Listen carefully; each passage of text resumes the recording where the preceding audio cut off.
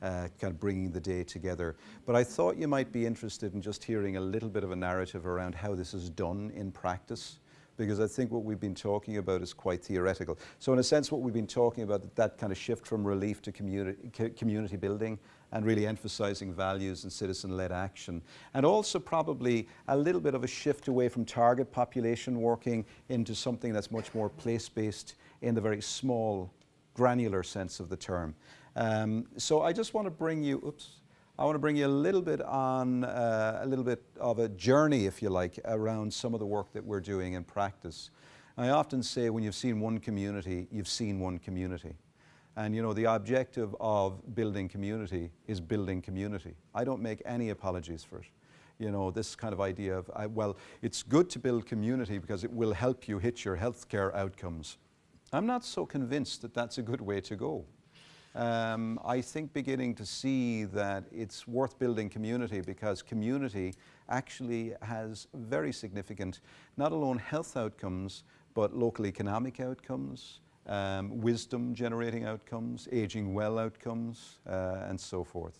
In fact, I've identified, we don't have time for this, but I've identified 13 domains that are essentially made stronger by investing in supporting people to be in relationship with each other, their land, their economy, and their culture, which simply can't be created by top-down services. And I think that in the mix of that is technology, is online interaction, but also offline, you know. So I just wanted to talk a little bit about what we're doing in local neighbourhoods in the UK. What is going on here? And I want to talk about it through the narrative of 8 touchstones. And these are just really practical, recognizable things that you see, I think, happen quite regularly. There's nothing new in this. I'm sorry it's slightly off screen, but we'll be going through each one in a moment. The first is that if we don't want to parachute in solutions on top of Indigenous communities, a good starting point, it's not always possible, but a really good starting point is to begin to find local people who I would say are not leaders, but who are connectors. And I make it kind of distinction. I know that there are many leaders who are fabulous connectors, so I don't mean to cause anybody offense here.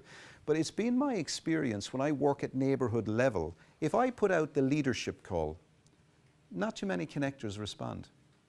But when I put out the connector call, are you good at building relationships? Are you good at building trust? Are you good at putting people at their ease? You know, do you believe that people are gift-centered? You know, and all of that kind of stuff. People are more inclined to respond. In my experience, and this is of course really refining the information down to its essential ingredients here, but leaders tend to be people who are really good at bringing people together to work on issues, and we need that. And that's a very shorthand definition that doesn't do justice to leaders. But in communities, we also find there's lots of people who are not building relationships, who are not leaders, who are not connectors, they're not even networking.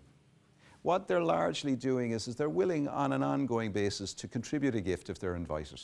They kind of dip in and they dip out, and that's just the way it is, you know. I think communities are like football matches, where you've got 22 people who least need the exercise doing all of the work, and 3,000 people who most need the exercise telling them what to do. Am I right? So, you know, in many respects, the solution isn't to get them all playing football. It's to find out what people care about enough to act upon, and then supporting them to do that. And often that might mean that they do it maybe once or twice a year, you know, and that's okay. Even a broken clock is right twice a day, right? Everything and everyone has a contribution to make. So everybody's a gift giver. We also find a lot of people who've been labeled and are literally invisible people. They're not seen because they become so defined by what they don't have, nobody can see what they do have.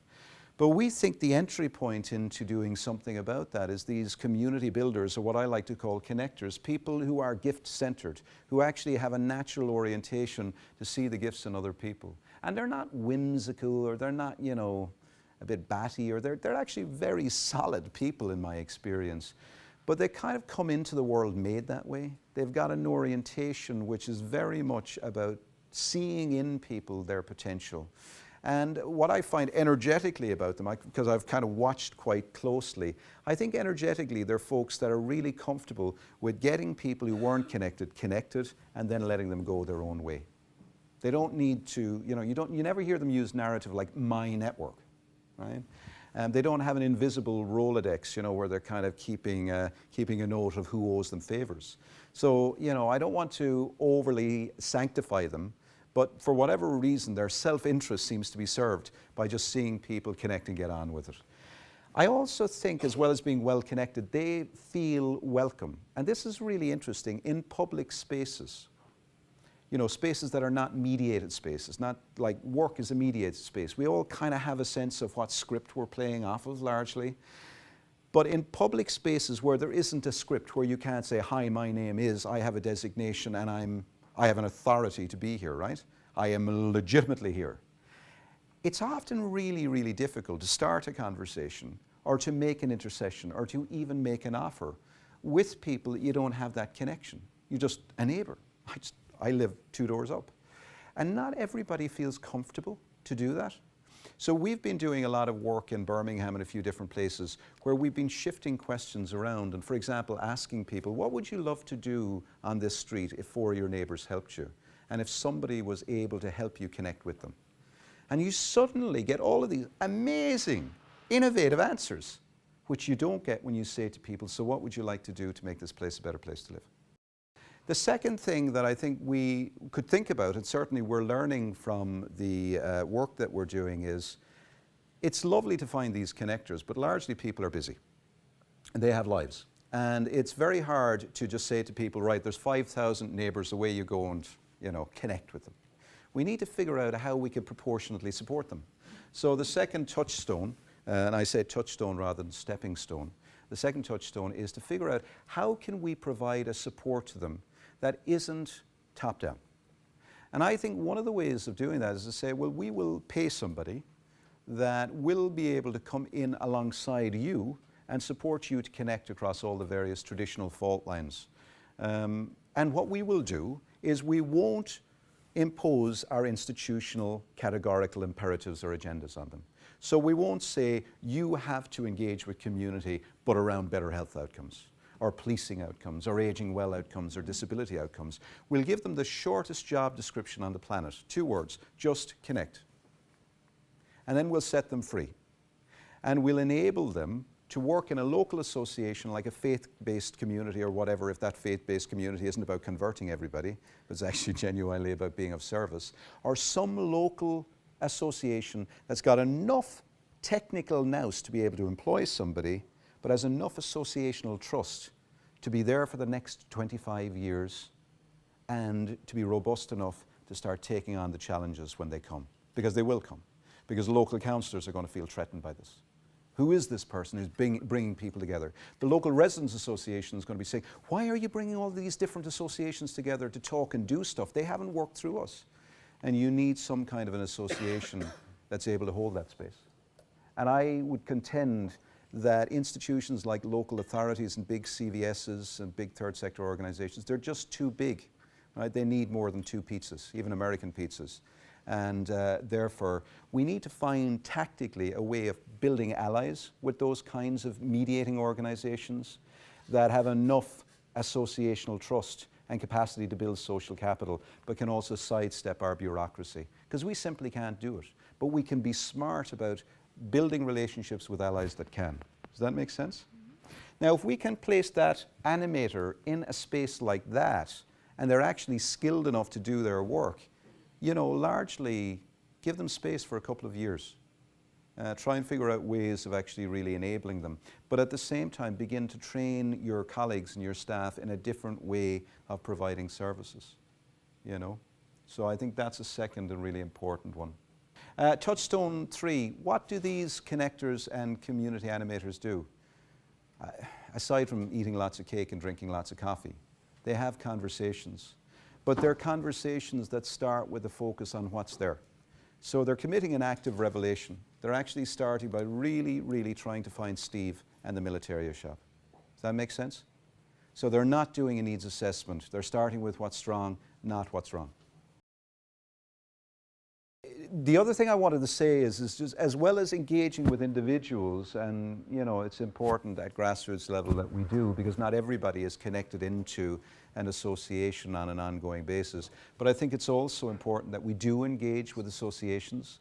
And what I've done here, I mean, there's lots of different ways of doing that, and I just wanted to honor some of the work that's going on with young people who are doing map jams to begin to mine online connectivities and beginning to find all kinds of really funky and creative ways that people are engaging. And I know even just recently in Croydon, mums were sharing with me how their Facebook is used. They've kind of got a little bit of a protocol. It's never been described as such, but you know, it's a group of mums of multiples, twins, triplets, etc. And what they do is they use their Facebook a lot for kind of, if there's tips or if there are kind of issues that they want to tease out in a little bit more detail, or indeed if they found somebody who's particularly good in the professional world, they'll put that information on there. And they've almost got certain things that really are helpful in Facebook and other stuff that's helpful in other social media. And then they've got stuff, it's really interesting. My wife would say it's a bit like her book reading club that never reads a book. That some of the mutuality stuff is kind of, for them, it tends to work quite well offline. But there's some stuff happening online that's quite mutuality building as well. So it's quite interesting to just watch that space. But certainly for my wife and a lot of people in local communities, it's almost like the online stuff's a real kind of a value add augmentation to what they're doing. And maybe as they evolve, it'll become something that's much more fundamentally fluid. But the map jam is something I found really quite interesting. So these guys were literally able to go in and by actually thinking about a neighborhood context and what's happening online, I don't know, you call it data mining or whatever, but really beginning to pay attention to how people are beginning to connect. And it was just really, really very rich. I think we have to accept also that in a very hyper-individualized environment, we've got to be a little bit intentional about creating shareable moments. We had lots of really good conversations about this in Singapore, where people are living sometimes in 41-story buildings. So how do you do that? How do you do that with people who have agoraphobia and don't want to get out, or people who've begun to internalize the story that this is a hostile place and I'm a prisoner in my own home? You know, how do you begin to create those moments? And I'm really excited by this because I think to an extent this speaks to the meanwhile spaces and the transitionary spaces between people who work and people who live and people who are online and offline. And we're beginning to see this real blurring of the boundaries in all kinds of ways. But effectively, what we're seeing in the learning sites is people organizing things like skill shares, you know, where somebody who knows how to look after beekeeping and make honey is coming to share a skill with somebody else who knows something about online communities or whatever it might be. And literally by just saying, we're going to enable you to bring your skills and share them. That's all we're going to do. You got to bring the skills and you got to figure out how to share them. But what we'll do is we'll facilitate that. But that's creating all kinds of health outcomes, public safety outcomes, prosperity outcomes, etc., etc. Seed swaps, I love this, even in urban areas. It's really lovely to see how many people are planting things in their homes. Simple idea. Get all of those folks together in one room, tell them bring their seeds and swap them. And watch, if you want empirical proof of impact, watch come next season how the color of the neighborhood changes. Such a simple thing. Repair cafes. I mean, I would implore you to get over projectitis. You know, there was a movement in Australia called the Men's Shed movement. It started in Adelaide. It started with 6 blokes who were lonely, said it's absolutely ridiculous that we spend our weekends fixing stuff down the back shed on our own. Why not create one shared space, put our tools in it and tell the local community, if you've got something that needs fixing, bring it and we'll fix it, right? And then what do we do in the UK? We commodify it. We programatize it. We call it Men in Sheds, in case we get sued, I suppose. And then we roll it out as a program. And it costs about $250,000 to run one. You've got to have protocols. You've got to employ a manager. And so in all kinds of ways, we professionalize the civic space. These were just blokes who were doing something. And what's interesting is, in the early 80s, when this happened, it proliferated. It did not scale. Associational life does not scale. It proliferates. And what I mean by that is that associational life is not standardizable. They don't come up with a model and say, right, if you've got fidelity to this model, you can replicate it. what starts to happen is all of these ramshackle kinds of men in sheds kind of emerge in all kinds of ways. Some are in huts, some are in houses, some are, outdoor, etc. And it's recognizable. You can kind of say, oh, there's one of those, but it's also utterly unique. So it's fit for that place and that place alone, but you know it's part of a movement. And I think with stuff that we try to scale, it's like you're getting it out of the same catalog. You see my point? You see, that's the difficulty. When at scale, institutions tend to know everything in general and nothing in particular. And these kinds of blokes, they know everything in particular and aren't really interested in our generalities. And so I would say enabling people to kind of get together and do the function and not get obsessed by the form. I really believe we don't need to reform the public service system. We need to refunction it. And we need to refunction community and repatriate to community the functions we stole from them that were not ours to take in the first place. That we commodified and professionalized, and that in the face of that, citizenship has retreated. And part of doing that is not turning citizens into clients of programs, even if they're nice programs like Men in Sheds, right? We've got to find a way of creating free space. And in a lot of ways, my experience in these learning sites is a lot of people don't want to be volunteers of programs. So how do we do that? How do we enable people? It's a big challenge, but I think we've got to kind of figure out how to have a duck call. I have a friend who's a hunter, and my wife hates me telling this story because she doesn't approve. I don't either.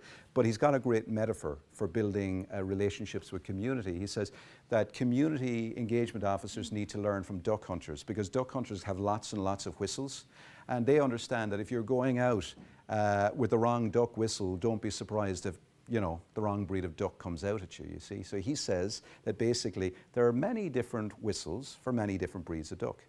And he kind of uses that to say, he thinks that what's starting to happen in community engagement is we're blowing the duck whistle that says, come to our meetings, come to our consultation. And 85% of the people hear it and go, nah, I'm not that kind of duck. It's really about how do we ensure that we've got all of the different duck calls. And one of the things I think is people love the call to action. They love the call to doing stuff. But people also ultimately love the call to vision, to creating a sense of how are we going to, over the next 10 years, 5 years, whatever it might be, create a vision for our community. There are the three questions again. And I think, that's ultimately about doing some stuff together and celebrating as you go. So there are the 8 things that recurrently happen in neighborhoods. I don't think any of it is new, but I think what's really interesting about it is by relocating the authority back to community, at the end of the day, what we're discovering is 2/3 of the things that people are saying in these neighborhoods they want, they're also saying we can do. And I think that is absolutely countercultural. So I think there's a very, very good economic argument for investing in this way of working. Because currently what's happening is we're almost putting money into communities a bit like water into sand. There's no carrying capacity to take the money and to match it to the assets that are there. And so I think the challenge now is to actually build the carrying capacity of communities. So when they receive our asset, they can actually match it with theirs. And I think that's a good definition of democracy.